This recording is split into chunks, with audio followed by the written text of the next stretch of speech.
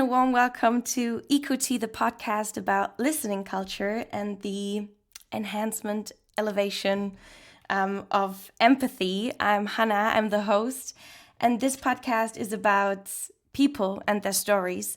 And I'm really excited to do this recording in English and to have a wonderful guest doing it with me. Hello, Musa. Hey Hannah, how are you doing? Good. I'm great. How are you? Very well, thanks. Yeah, very well. We're both living in the same city. Still, we're doing this recording digitally, and I think it's the more responsible version to do it nowadays since Corona is. Unfortunately, it is. Yeah. Corona is hitting us bad these days, and I think we will be in lockdown for a long time. I think so. Yeah, unfortunately. How are you holding up? How is quarantine for you? The lockdown for you? To be honest, it was fine until a couple of days ago, and I saw they extended it until January the 10th. Yeah, right. And at that point, I was like, "Yeah, I'm not keen on this." That was when I saw that. I thought, "This is quite difficult now because I'm not really seeing people. I'm not, I'm seeing people now and again, but I haven't been to anyone's house for dinner since this began." Wow. I haven't met people in their homes. I've just been going for long walks in the middle of the day with one other person or two people from a different household, the same household. And that's it. So I've been observing it, I think, quite strictly. And it's quite hard. It's hard. Yeah. It is. I mean, even though I'm going on walks as well a lot these days, and it's still I'm missing touching people, hugging people. It's something that is really strange to not have that. And yeah, actually the good thing is I do that with my sister. So I have one person that I can hug, but otherwise it's super, super hard. And we both live on our own, right? So there's no, flatmate or somebody who can, you can just have a conversation with No, so you got to be quite mentally... resilient is not fair to say. I don't mean that. I mean more you just have to have... not everyone has a tolerance for it. I think... Right. I've lived by myself for most of my adult life, so I have a tolerance for it, fortunately. And even I find it now and again quite difficult. But yeah, it's just the way it is, unfortunately. Yeah, right. And it's the responsible way to be. As far as we can be responsible, we've got to do it. So totally. Yeah. Totally, yeah. Yeah, the thing is, for me, it's really structure. Structure helps me a lot throughout the day to, navigate the whole situation. And doing my podcast is also something that always makes me happy because I get to interview beautiful people like you, Musa. And I'm really excited. I'm really, really excited, not only because it's my first English episode, but also to ask you this question that I'm asking everybody who is talking on this podcast, because the question is, what is your story? And asking you this is something extraordinary because you are, I don't want to tell who you are or what you do, but it's so close to your profession, and I'm so interested in your answer or what you have to reply. So, Musa, what is your story? Wow. Okay, so... just a small question to begin with. So I think you know this. I think my story is anyone who's doing anything artistic for a living, my journey or my story is... That sounds so pretentious, okay. I basically want to write for as long as I can, as well as I can, basically the rest of my life. And that has defined... The desire to be a writer has defined, now I look at it, my entire life and the challenges. Because my family are from the north of Uganda, near the Sudanese border. Professional, family professionals. Mother is a doctor. Father was a surgeon. Passed away when I was 4 in a war, sort of a conflict for the future of Uganda in the early 1980s. And so my mum came to the UK as a refugee.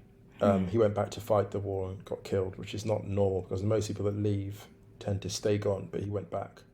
So I suppose in the modern era, it would be like going back to Syria. Most people don't do that. Right. So she brought up me and my siblings by herself. And obviously in a situation like that, there's a lot of pressure for the son to provide financially. I mean, she was, she's a doctor, she was doing okay, but I think I think the tension, I think my story is the tension between doing the kind of traditional, maybe even in brackets and quotes, responsible thing as the eldest son, and going and making money and basically like feeding everyone, looking after everyone, and my own desire to write.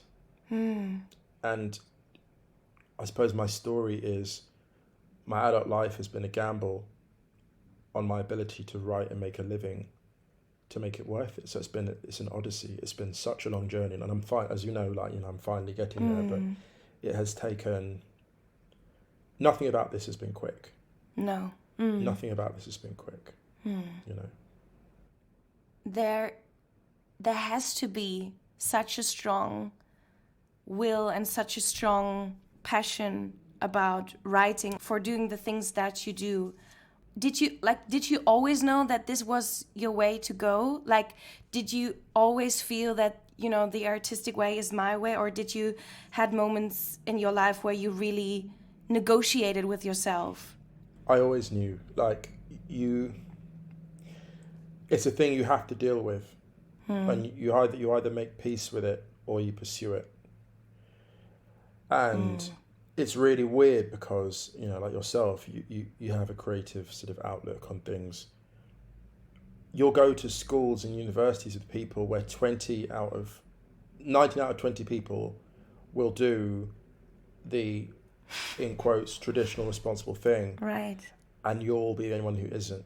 And I can look at my law school, whatever, most people that go through the environments that I've been through are doing, you know, corporate jobs, high paid corporate jobs. And when you're surrounded by people who aren't doing what you're doing, you question your own judgment. I definitely did. Especially when it's hard. You know, you know how it is as an artist. You don't get paid for most of your best work. Right. You can give a speech at a protest. Right. You can run clothes up to Reading. You could run a van full of clothes up to Reading for people who've just come here from Syria, Afghanistan. A lot of the best work you do in the community will not be paid, right? And that's the way for years on end. And as time goes on, I was talking to a friend of mine, John, I was talking, and I said, it's so funny because when you're in the 20s, you're an artist, you're a dreamer. You pass 30, 35, people start thinking this is actually an irresponsible human being. It's an irresponsible course of action because we still live in a world that judges us by money. And the longer you pursue an artistic or creative dream without financial success, the more irresponsible you're seen as. That is a huge, huge tension. That's a good point. And I judged myself very, very hard over that for a long, long time. Very hard. And it's hard because it's like the equivalent of judging yourself while you're making an artistic career, trying to work. It's like swimming and then trying to drown yourself at the same time. Wow. You know. Yeah. That's how it is, but, you know, I'm still here. You're still here, and so good that you're here. And when I did my introduction, I completely forgot to mention where we first met each other. And it was at a panel discussion. That's right, and and obviously you were on the panel and I was in the audience. And I listened to you, and we have mutual friends, and then we got to know each other, and luckily we got to know each other, and luckily you're here. And I got the absolute honor to read already stuff that hasn't been published yet, and it made me feel connected to you on such a great level. And we met for coffee, some like pre-corona times, and it made me really happy to see and also to hear your story and to read your stories, to see what you're doing, and also hearing from you that this way that you chose and that so many of us have chosen, that this is not something that comes easily or quick, as you said. No, absolutely. I think people talk about artists, people like ourselves, as if we're like these mythical beings. Exactly. We're really not. And I think a lot of the work we do is like, what the hell am I doing? Like, why am I... Yeah, like 90% of the time, when not more. And I spoke to a friend of mine years ago, a fellow poet, and I just said, why did I choose this life? And he said, it chose you, he said. Oh. It chose you. And I think that's the thing. We choose to be artists, but we don't choose this level of difficulty. No, that's right. We really don't. And I think, it's because also it's not just succeeding, it's how you succeed. It's like trying to be true to yourself, but not be obnoxious and not be harsh with people and not be selfish and not sacrifice other people's things, not make other people suffer in pursuit of your artistic fulfillment. It sounds like vanity, but it's not like vanity. It's not vanity because if we look at the world now, that election, the US election, was not won by rich people. It was won by grassroots activists. Absolutely. If those people had not got out on the street and done the low-paid work, the type of work that artists do all the time, all the organising, I've seen it with those protests, you've seen me, Black Lives Matter, M-Strasse, all these things. If we didn't do those protests, M-Strasse would still be called M-Strasse, that street in Berlin that has the racist name being changed. And I played that gig, I think I did it 2 years, I played there twice, went to the protest maybe 3-4 times. We were all part of that. We look at that, that's our victory, Hannah. We did that, Black Lives Matter, all those big marches that happened this summer, that amazing statistic about how so much voting registration happened after Black Lives Matter protests. Right. That's all part of it. That work, that unpaid work, that is the deep work, the organising. That's what changes the world.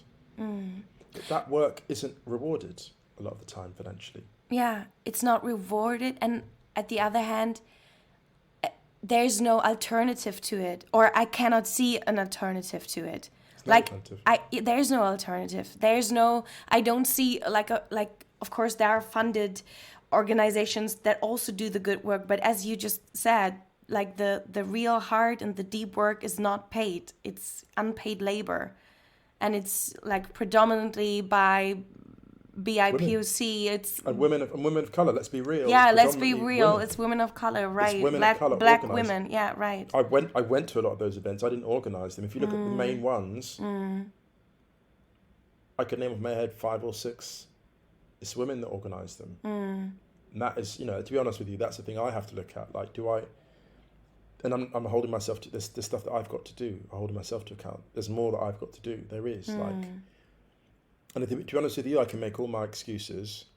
But ultimately, if I look at this summer, if those women had not turned out, that monster would be re-elected. He's still trying to steal the White House again, but that monster would have been re-elected. There's a lot. There are men of colour doing the work. Don't get me wrong. Like I'm not an organiser, but there are men of colour organising. But predominantly, it is women of colour organising.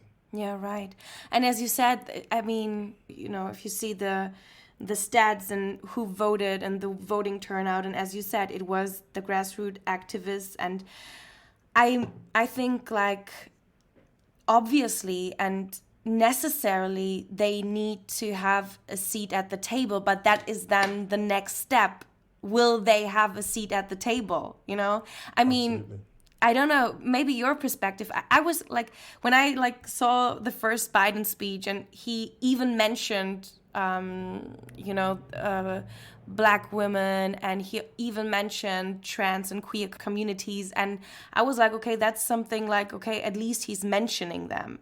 But do you think there will be action? Do you think they will have a seat at the table? What's your perspective on that? I think, to be honest, Biden he'll disappoint a lot of people who are expecting more than what he is. I don't know if they'll get a seat at the table. Or the way I look at it, to be honest with you, is that we have 4 years counting down until we get someone else. Until we get another Republican running, because the next Republican will not be like Trump. The next president that has the policies like Trump could well be a person of colour, of biracial heritage, who married the childhood sweetheart, who has 3 or 4 kids, who has a lot of money from working in a big company for a long time, and could be just as cruel as Trump, but with no scandal. And that person is completely possible. In a weird kind of way, we got lucky with Trump because he was so grotesque. He was so horrifying. The next US president that has the policies like Trump might not tweet at all and just do all that stuff off the radar. That's what scares me. The next person we get could be far crueler. Right. That's a good point. Actually, never thought about that. That this could also be like a stepstone. Well, those voters aren't going anywhere. They've shown that they can vote for Trump no matter how grotesque he is. Right. They can, because they voted for the horrifying policies. That's what they voted for. They voted for the hate. And now whoever becomes president next as a Republican knows all they have to do is tap into the hate. Yeah, that's so true. Yeah, and be a bit more presentable. Right. Because if you're a bit more presentable, Good a lot point. of those Republicans come back and then you're laughing. No, that's absolutely true. Well, we just talked about politics a bit, and what I found so interesting, as I said, having read the like some stories of you already, there is also like it's intertwined, your stories and politics.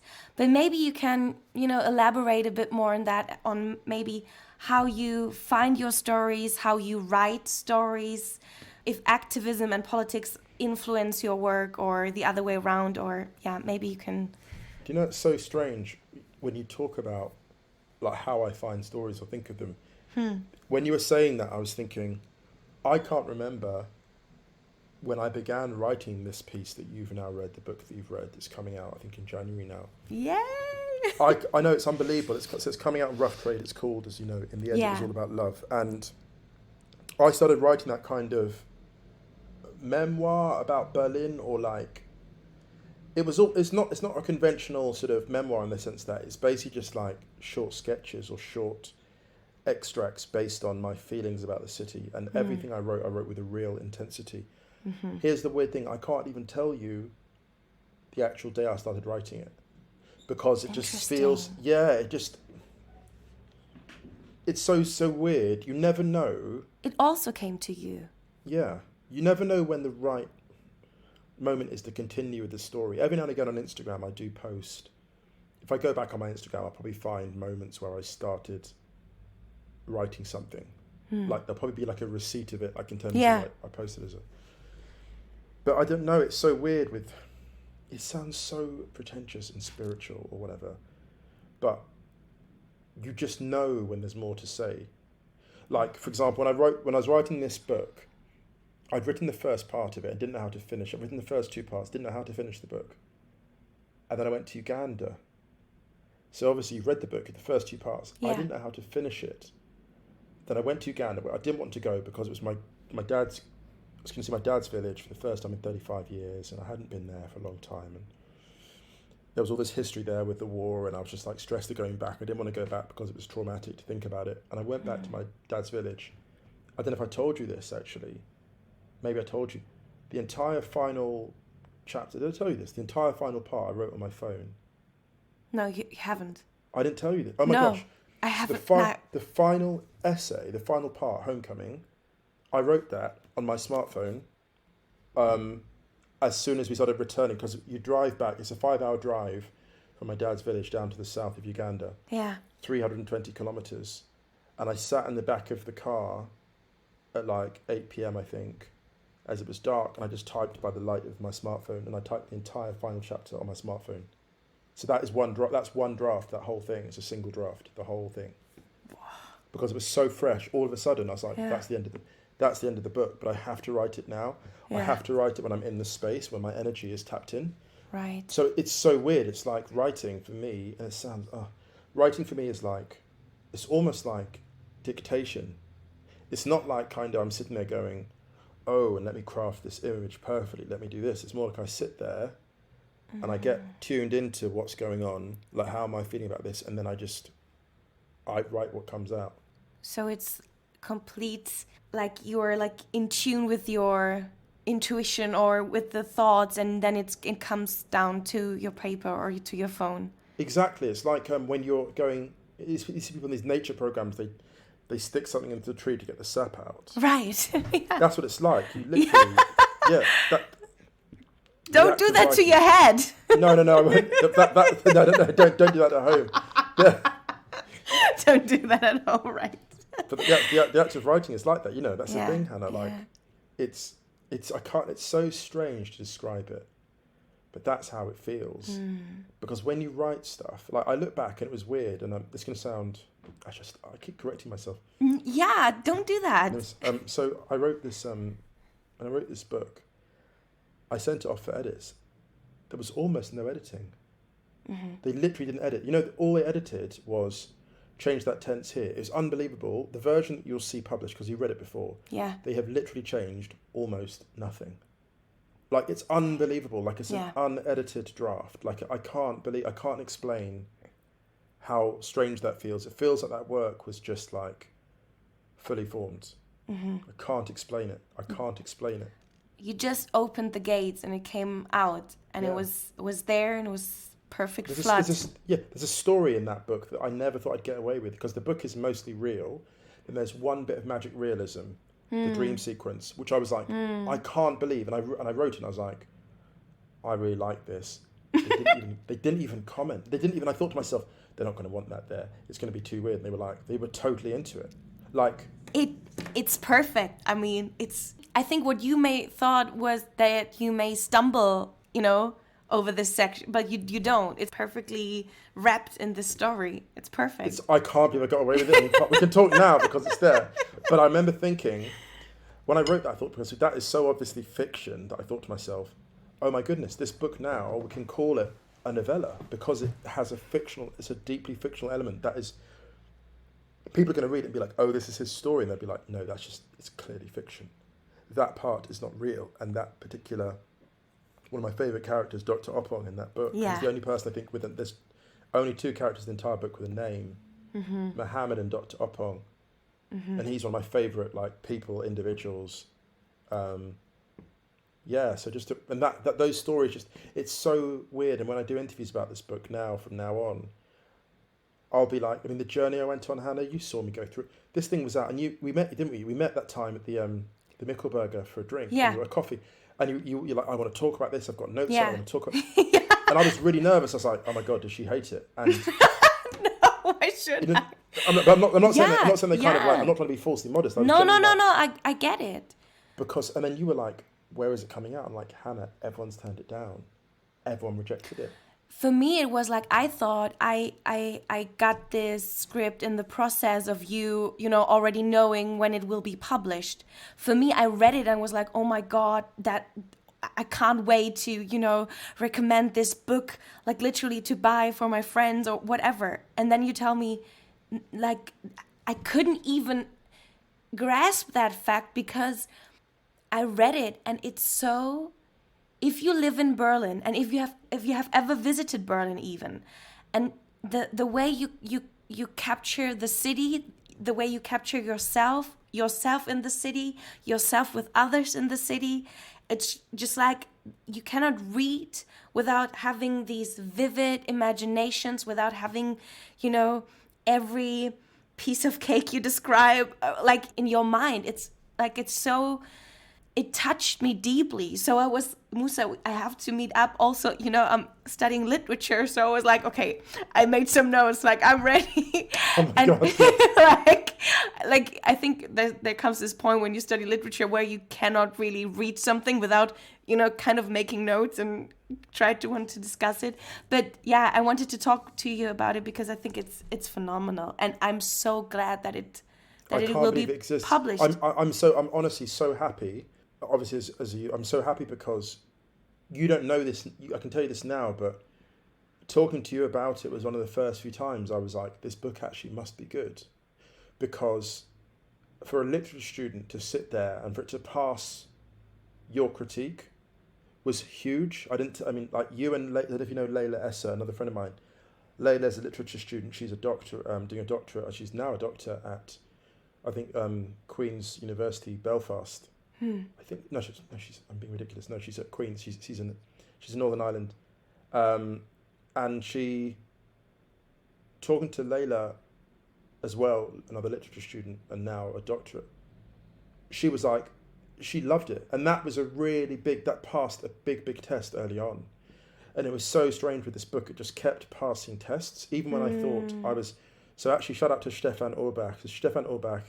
He runs the Archier Verlag, the publishing house, very small publishing house. It's do incredible stuff, very kind of like international leftist, like really progressive, beautiful, like a great human being, Stefan. Stefan read my book and saw I was having trouble getting it published and said, if no one else publishes it, I'll do it with my tiny press. Mm-hmm. It has to get out there. And he said, Sure Musa, does. I climbed into my bath and I had your pages printed off by the side of my bath. And when I got out of my bath, it was cold. He said, I read the entire thing in my bath.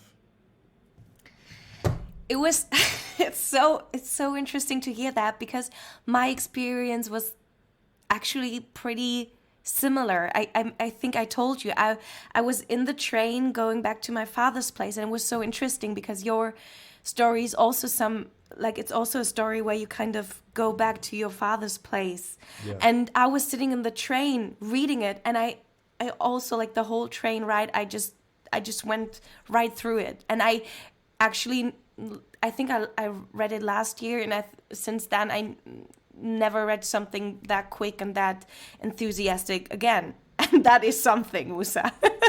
not to say that the way I see it is like. No, but the thing is, Hannah, that's I wrote it. It's so funny because I'm really proud to hear that, because I literally wrote it because I was thinking at each point, what is the convenience for the reader? How do I make this convenient for the reader? So I was like, I put it as, it's in the first person tense, because that way it's like you're kind of living in a computer game. You're in it. Completely. So it starts off being you, then it becomes me. But by the time it becomes me, the idea is the reader is already kind of in the front seat of your life. And it's written in the present tense for that reason. There's all these details, like, there's why there's no names of brands or shops in it. Because I want to immerse you in it. That's why there's no names in it, because I want everything to be a sensory experience. And if the more details you include of like names and brands and streets, there's very few street names in there. Very, very few. There's only street names in the poems, not in the actual body. This is all deliberate technique, because then you're fully immersed, and so you sink into the world. That was the plan. And the fact that it's actually, because if you start going, oh, I was in Prenzlauer Berg, I was here. People are like, what, where? But mentally it doesn't work out. Whereas if you just go, this was a street, this was a person, this was a date, this was an experience. You don't even describe that many facial expressions. This was the thing. Everyone starts imposing their own. If you leave space for imagination, people will fill it with their own. And that was a deliberate technique. So the fact it worked like that was like just. That is something that is so interesting to hear. Also, something that I just wanted to mention is something like that you cannot write on your first day where you decide to become an author, a writer. That is something you have to be really, aware and skilled to do. That's something that comes with time. So I think, coming back a bit to what you said with the kind of the struggle of being a writer, financing and doing life as well at the same time. I just wanted to know, because we just talked about the book and it's classified as fiction or non-fiction, and then the other question is because you also are a journalist, you also write like journalistic pieces, right? Yeah, exactly. Yeah. So how do you manage to kind of balance those two worlds, because they're also pretty different?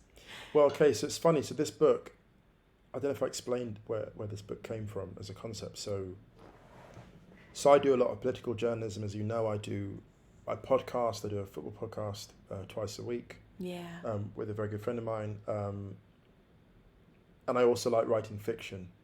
And I make a bit of music, but not that much anymore. And so I do lots of different things creatively. So all of that stuff is external. Like, football, you comment on someone else's game. Politics, you comment on society. Music, you comment on society. Right. Sometimes personal, but you're generally always external, right?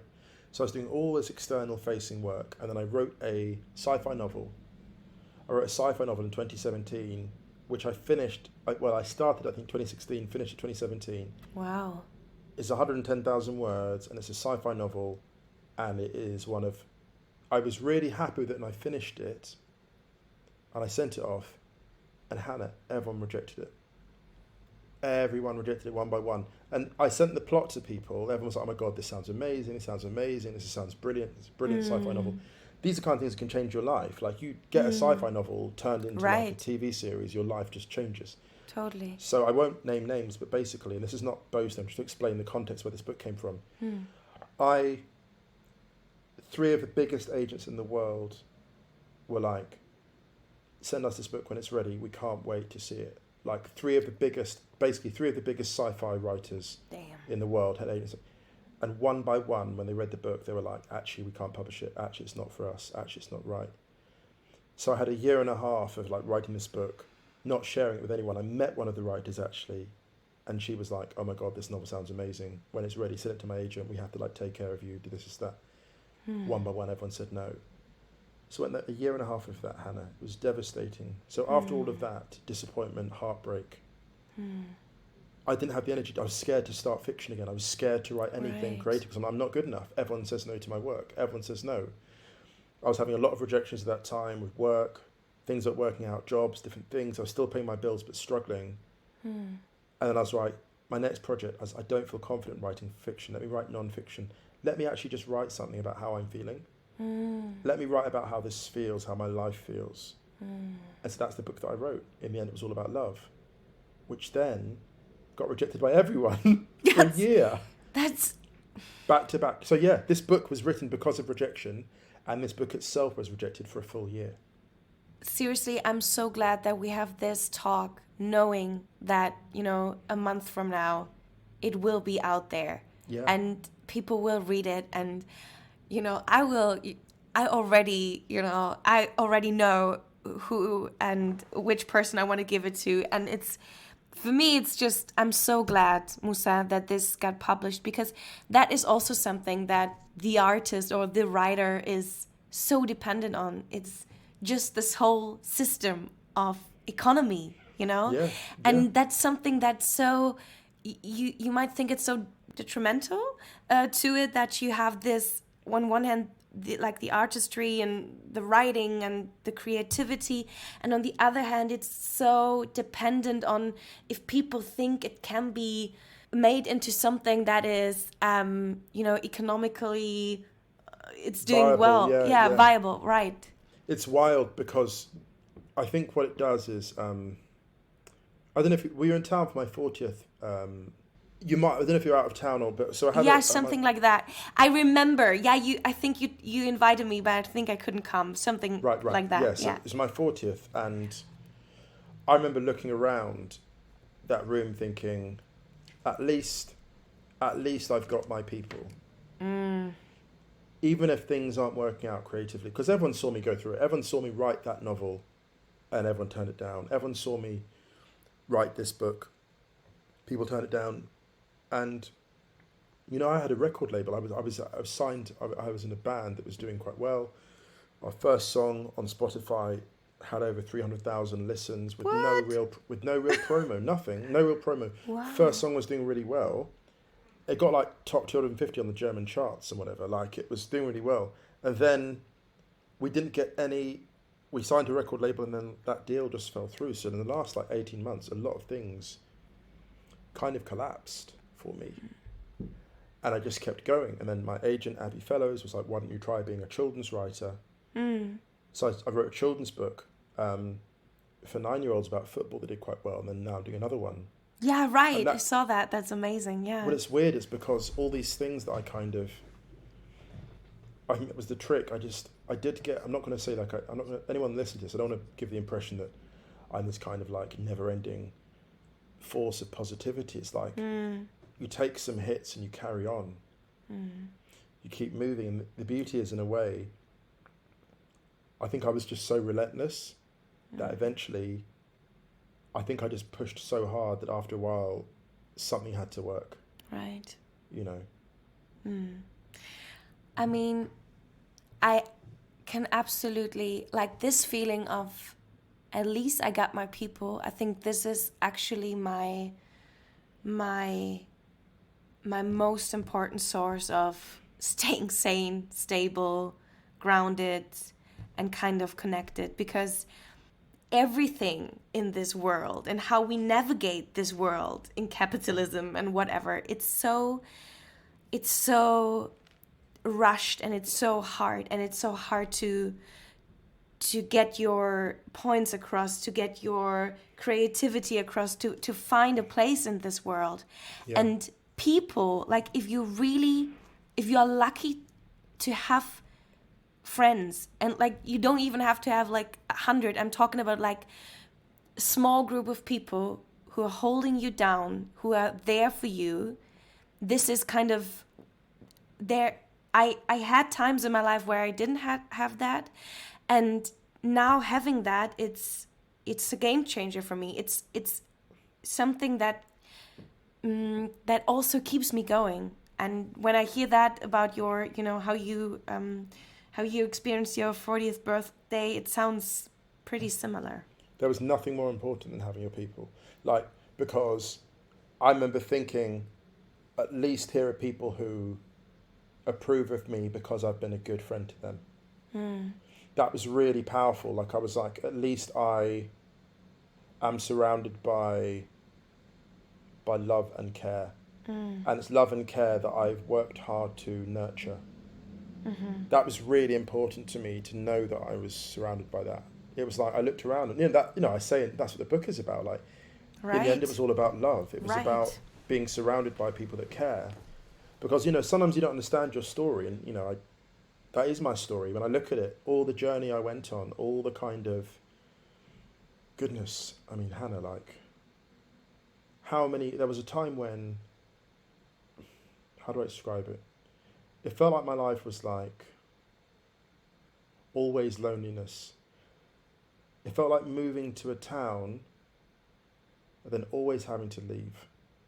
And the town is happy. There's like, when you're traveling through the kind of the mountains, you ever caught a train through like the countryside, like Italy, or like, do you know there's those beautiful small towns in like Germany or Italy? Yeah. And you're traveling and you get the train down into the town and the lights are there because it's like 7 p.m, 8 p.m, all the lights are on and the street lights are on, and you go to like a nice restaurant and everyone's eating with their families, but you've got to leave, and you sit there and everyone in that small town is so happy. And of course people have their day-to-day lives and challenges, but people have their day-to-day challenges. But people in small towns, a lot of them, they're just happy where they are.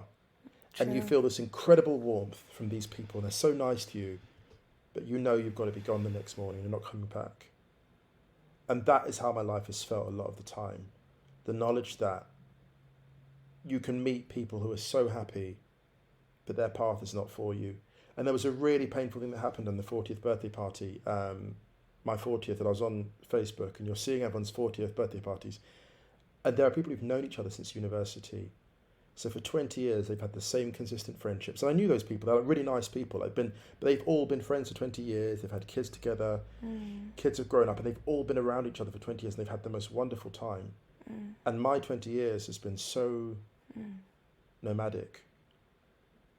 Because, there's like a moment where every, few years, it's like the road is calling again, and you're gone. And you leave the kind of, it's like you walk out of that nice warm inn and the fireplace and everyone is singing and dancing on the tables, and you've got to go, and you're out there and you're out, and they look again and your coat's not on the hook anymore and you're gone. And it makes you very, I think when you watch these like astronauts coming back from the Earth's atmosphere. Yeah. And they have to have like the kind of the shield around, otherwise they'll burn up on impact. Yeah, right. I feel like I created that around myself for like a lot of my life. Yeah, so that journey has been a really, gosh, I'm not in it now anymore, but I look at it now and I don't know how I did it, actually. I mean, two things that came into my mind while you were talking. Like, the first thing is that you see these people being in the same kind of village, they say in the same friend group for a long period of time.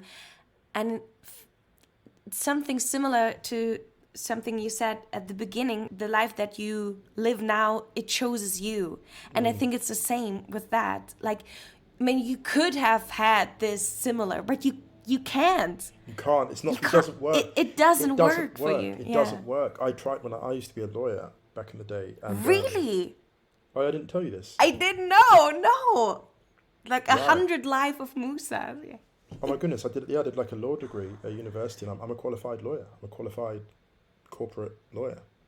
I didn't know that at all. Oh my goodness, yeah, I am. So I went to did a law degree at uni, qualified, worked in the city for a short time, and the idea was to kind of try and be a lawyer while writing, but just I couldn't combine it. And then I never forget, I went home one weekend to try and work on some stuff, some contracts, but my brain just wouldn't. My brain just kept rejecting it, going like, "This isn't for you." The money I was on was quite good, but I just couldn't do it. I couldn't do it. My brain just was just rejecting it, going, "This is not where you're meant to be with your life or what you're meant to be doing. You can't do this. This isn't for you. It's not for you." So I left.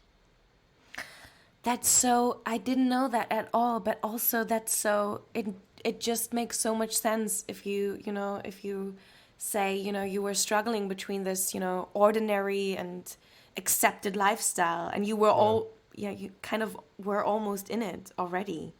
Yeah, all my friends from law school. So there's a bunch of us. We hang out. We all played football together at law school. There's like 6 of us in the group, in the WhatsApp group. And we're living all over the world: Berlin, Barcelona, Dubai, Abu Dhabi, Wow. Singapore. Yeah, we're all scattered. Yeah. We're all scattered, and every year and a half we go and meet each other. So one year they came to Berlin, another year went to Barcelona, went to Abu Dhabi, Dubai to see them on holiday. Sometimes go to London and hang out. They're all in the corporate world. They're all lawyers. And we're all really good friends. We're all in the WhatsApp group. We're all friendly. But they just have completely different professional lives. And they're still happy for me. I'm happy for them. No question. We're really close. But it was I was just absolutely the odd one out. And that is hard. It's not an envy thing or a jealousy thing. You're not envious of your friends. You're not, because you love them. It was more like thinking, why couldn't I be just like everyone else? Right. Why did I have to be different? Why? And it's almost like sometimes I look in the bathroom mirror. In fact, this time last January, Hannah, I looked in the bathroom mirror and I'm like, what is wrong with you? Why do you take so many risks? What are you doing? What are you doing? You're 39 years old. What are you doing? You're risking so much. My God, each time it's you get a little bit of security. I would do, I gamble it on something more. Every time I got a chance, a little bit, gamble on something more. There's more I can do. I can do better than this. I can go further. I can go further. Every time I do it. Unbelievable. And it's worked, actually, and it's working. I mean, it's kind of, you gotta risk it, you gotta. I mean, there's... Hannah, if I ever have children, and my kids come to me and go, Daddy, I want to be an artist. Oh, God. I will literally be I'll be like, pour me a drink. And my partner will be like, my partner will be like, what have you done to your father? It's like, what have you done to your father? It's like, what did you do to your father? He's sitting, your father has been sitting, staring out into the universe the last 45 minutes. I can imagine that. I mean, vividly. Oh my God. Don't do me like that. Daddy, we're kidding. I said, don't ever do that to me again. That's so, oh God, yeah, that's so right. Something that, you said that you're not in the place anymore, that you kind of, it changed. Maybe what helped you to kind of, get the shield a bit, I think there's a lot of different things. I think one of them is when a missed romantic opportunity, when you're so busy with the guard up, you don't realise what's there until the moment is gone. When you're so emotionally self-sufficient or closed off that you don't see what's right in front of you until it's too late. Because you're not processing. If you're in a situation where, I was talking to a friend and he was like, I don't meet anyone, no one's interested. And I said, dude, you're an attractive guy. You're doing really well for yourself and different things. You're living in London. I said, you've got all these things. Are you sure that you're just not processing it? Are you sure there are people talking to you and they're like, I really fancy that guy? I've heard people talk about him and be like, oh my God, this guy. And I'm like, there are people around you who see it, but you don't feel it.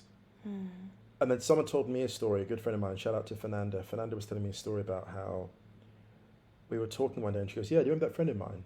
I was like, which one? She's, well, we met one time at the train station and we were talking about some work you're doing. I was like, yeah. She's, well, my friend came away from that and was like, who is that guy?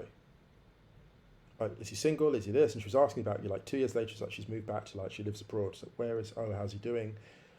Shame I don't live in the same country. Like all this. And I didn't remember this. I didn't remember her friend because I didn't even process the conversation. I was like, oh, you're her friend. Oh, cool. And I carried on talking, but I didn't even process because I was closed emotionally. How many times has that happened? Because you just think that you're not available, people don't see you. And it was almost like the blast shields were up. You know, you're still re-entering the atmosphere and someone's looking at you going, okay, well, everyone on earth is looking and you're not even present. So I think the lesson I learned was be emotionally available, you know, because I've got friends who are super successful writing like commercially, creatively, critically. And it was funny, maybe it was the lockdown that made us see this more, but the work is not enough, Hannah. The work is not enough.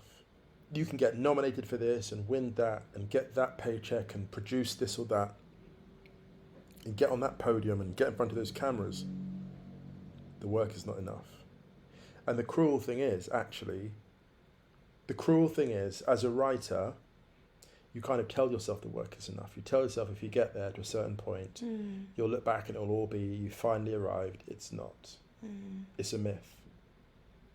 Everyone's listening to this right now who's a writer, who's an artist. Take care of your friendships. I mean, romantic stuff is harder to come by. There's more luck involved in that. But take care of your friendships. Don't sacrifice friendships for your dream because you'll get there and there'll be no one there to celebrate it with you. But if you have your friends like I did, if you don't achieve your dream, because until recently I was not achieving it, I had my friends. Right. I had my friends and I looked around that room and I left. I was the last one to leave that party. And I honestly wish there's a part of my soul which recorded that entire evening in perfect detail. And now and again, I just lie there and I remember it. And I remember just watching groups of friends of mine have conversations with each other, just getting on. I was just in the corner going, wow, all these wonderful people getting on with each other and they're all friends of mine. And that felt really special. That is what matters. Yeah. You brought them together, and as you said before, this is all about love. I mean, this is what it comes down to at the end of the day. It is. When we did the book design for the cover, they sent me the first design and I said, can you please add a comma after end and add a full stop after love? Because I don't see how, on books, you don't normally get that. If you look at any book... That's true. Now I get it. Remember, I told you when you showed me the both pictures, I told you, oh, I like this one better. I think both had like the full stop and the comma with it. Yeah. But I think I like the first, like the one you chose now. I liked it better because it really reminded me like you wrote a letter to somebody and it was just the last, it was just your signature. Like. That's it. That's exactly the thinking. That was the thinking. People will see that and be like, what is that about? You'll see it on a pile of books and be like, whoa, like, that, like, in the end it was all, but what was about love? What was it? What was it? What's it? Yeah, right. And also something that I just came up with or just thought about is we live in times where love, I mean, it can be, sometimes it's really a topic of ridicule. People make fun of it, or it's like people are like, cynical. Cynical. And I think it's so interesting to see, and also like in the whole world of literature, like love is like, ooh, you don't put that on a title, right? It's something like people are really not. That's kind of.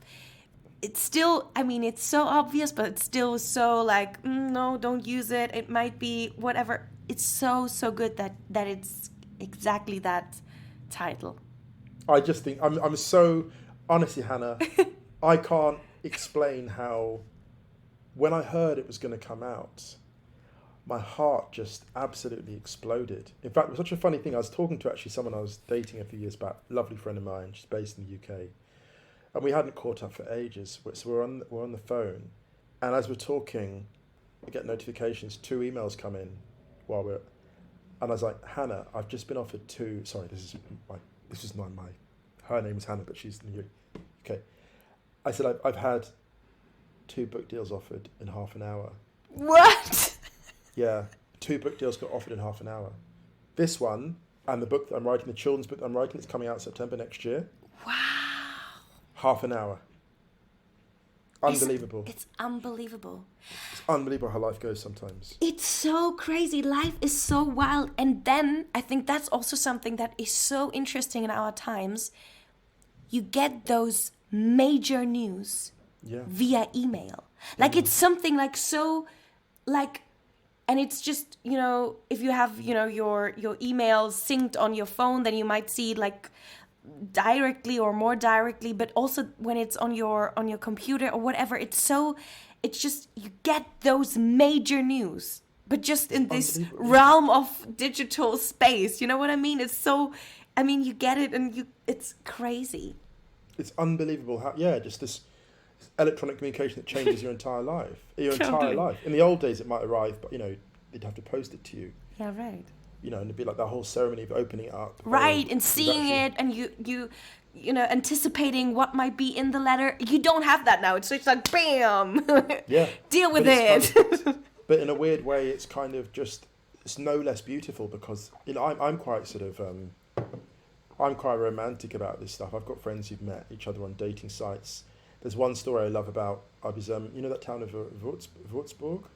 Mm-hmm, I was lecturing in Würzburg a few years ago when I first got to Berlin. I think it was 2016 I was out in Würzburg. Really nice people at the Institute of Philosophical Progress. Really good people. And I was lecturing there and there was a couple in the audience and they'd met in Düsseldorf. Mm-hmm.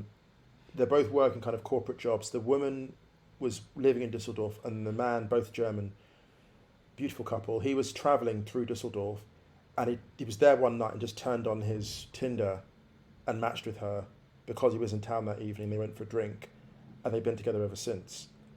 That's really beautiful. That's beautiful. He was like, if I hadn't turned, I would never have known. I love that. People go, oh, these apps are cynical. I said, no, there's something amazing. What the beauty is not in the platform. The beauty is in the fact that it is the risk that people took. They gambled on each other. They were like, I'm going to go for it and I'm going to keep going for it. Mm-hmm. And I can relate to that with my friends, with my work. I can relate to that. So there's a romance in that. And there's so that's why there's a romance in getting an email out of nowhere, like a letter. Right.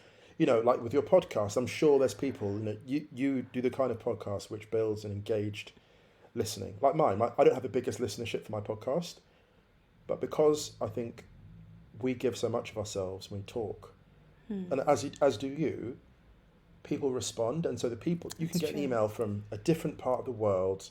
Hannah, do you know what? This really spoke to me. Yeah. Yeah, that's true. And that's That's unbelievable. And that's what I love about this whole, you know, this whole digital world as well. It's amazing, for real. I just meant it's so out of the blue, those emails. Like, it's so, like, you cannot even expect them. It's just like, and sometimes it's months later or years later. It's sometimes just out of nowhere, something pops up and your world changes, your life changes. Life changes. The children's book, honestly, the children's book was such a big deal for me to put that out. It was so big. And it came, you know, we've been negotiating for a while, then it took a while to get the deal right, and then it came in, the offer came in, and the fact it came within the same half hour, it's just unbelievable. You couldn't make it up. No. You couldn't make it up.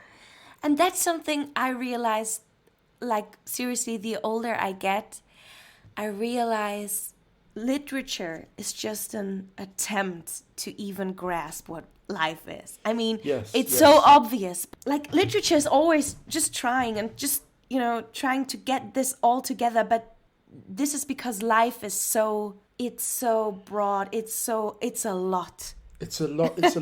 And this is the thing. I think this is why it feels so powerful to have created something that's going to be published, because this is exactly what I wanted to say about Berlin and Germany and the world right now. If someone said to me, what book would you want to write? If anyone says to me from now on, give me one book which says everything you want to say, I'll give them this.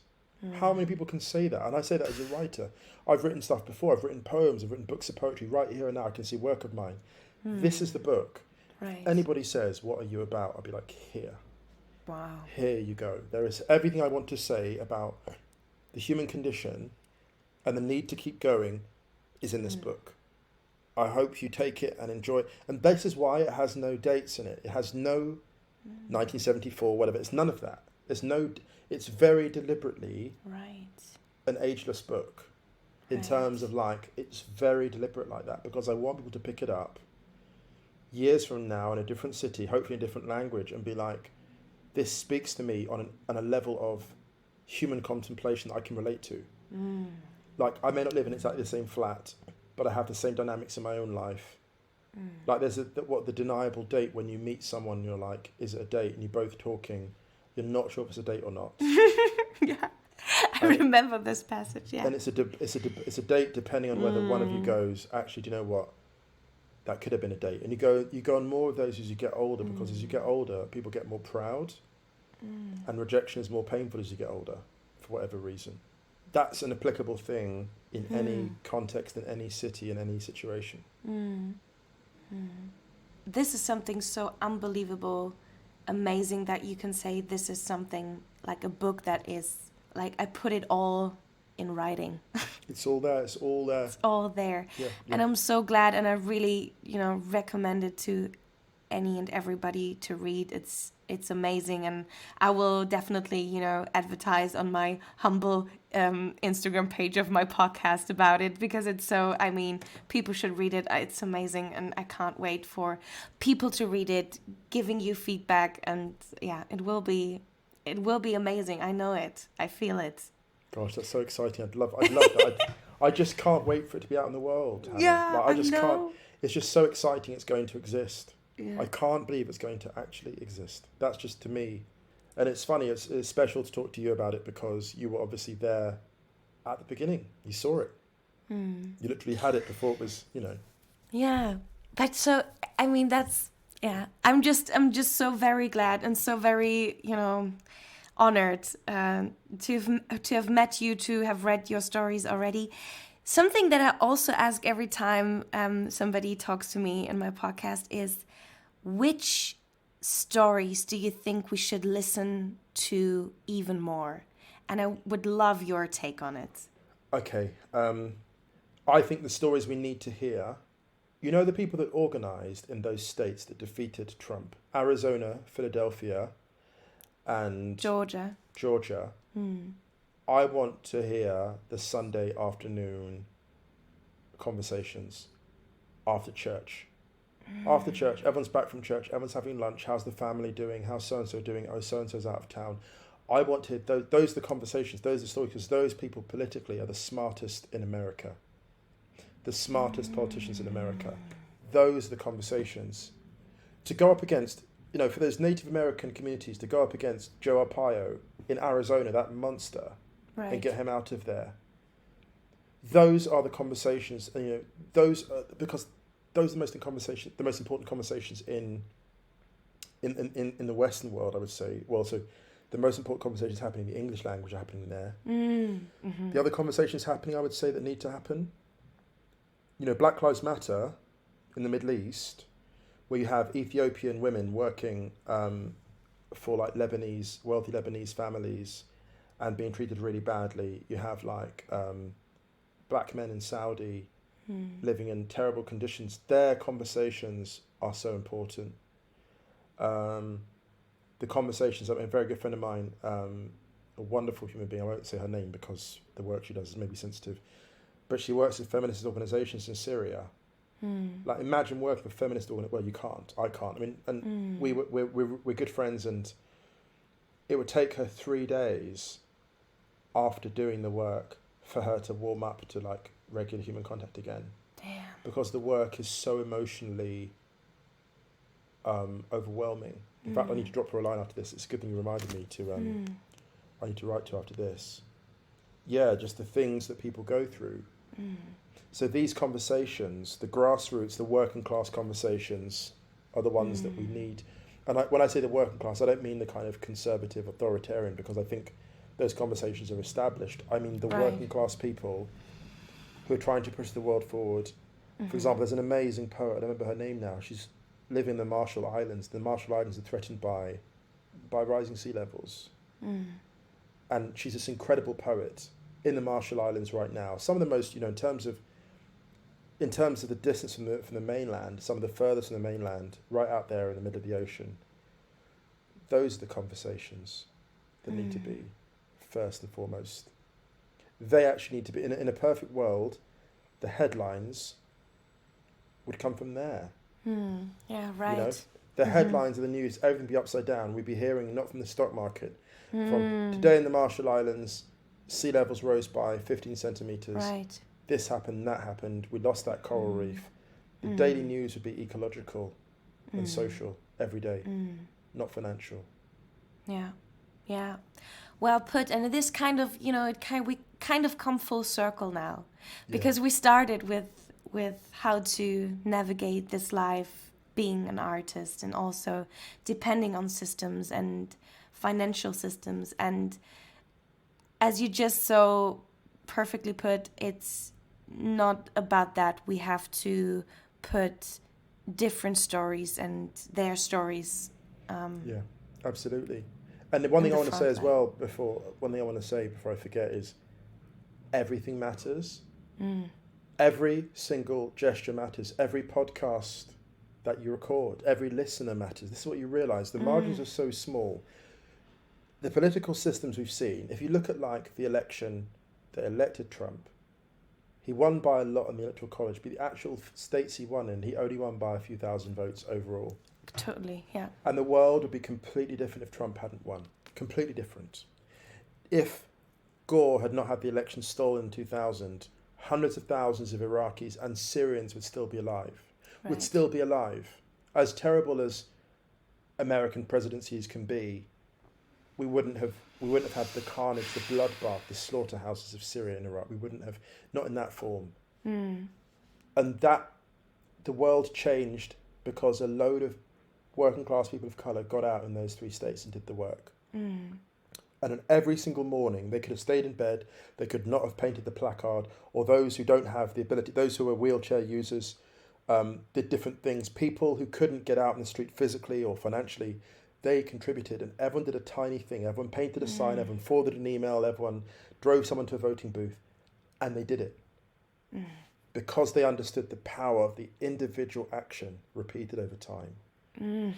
This is everything. This is everything, Hannah. And that the longer I live and work and write, this is why I'm so excited that book's going to exist, because it's going to be out there in the world affecting conversations. This is why my obsession is creating work. My friends, they're like, oh my goodness, this person's trolling me on Twitter, this person's writing abusive. Here's the thing. The people who are trying to tear you down have nothing to offer. They're like a wave attacking a sandcastle, right? The wave will attack the beach whether the castle is there or not. So keep building. The wave has nothing to offer but destruction. So why invest your time in someone or a dynamic that's only invested in destruction? You keep building and you keep moving. You keep building, keep moving. Oh, but they destroyed my sandcastle. Yes, they did. But you know what? For 5 hours, someone else saw it and they saw it existed. Like, oh, it's possible to build here for a time. It's possible to create beauty here for a time. Keep building sandcastles and then keep moving down the beach. That's it. That's all we're here to do. It's the only way we move forward. It's the only way. Musa, I'm in awe. Like, for real. This is just so great to hear. So great to listen to you, to your story, to your perspective, to the way you create and you persist and you keep on building those sandcastles and making this world literally a better place with it. And I'm so grateful our path crossed in this crazy big city, and also so grateful to, be in touch with you. And it's just, it touches me really deeply, and it also keeps me going. And therefore, I'm really grateful. Thank you. Well, thank you so much, because your appreciation for my work really helped. I mean, at a time when I thought I was kind of despairing. I was reading out at poetry readings and people going, this is great. I was reading sections out, people going, oh my God, I was doing lectures based on it. People going, oh, this is great. When's it coming out? And it just felt like it was never going to happen. And you're one of the people that encouraged me that it still had a future. And and also this is something I think you told me that, and in that moment you don't know that you do that to somebody in a good way. You know what I mean? I mean you do that and you don't know what your words or your thoughts influence or what they change in another person. So as you said, have no idea, you have to keep going and to keep giving the love and the support whenever it's due, and whenever you see it and you want to comment on it. I think that's so important. If you see somebody doing something great, tell them, like, for real. Yes. Tell them. Absolutely. Don't be hesitant with it. Like, go for it. Yeah. It's been an absolute pleasure. Yeah, thank you, Musa, so much. Thank you so much for taking the time out of your day, and thank you so much. I'm really looking forward to present this episode to the listeners of Equity Podcast, and also thank you so much again. Just a short advertising. You can follow the Equity Podcast on Instagram, also on Spotify, Apple Podcasts, and wherever you can find podcasts, you can find us. And I think that's it for today. Thank you so much, Musa. And bye und auf bald. My pleasure. Bye.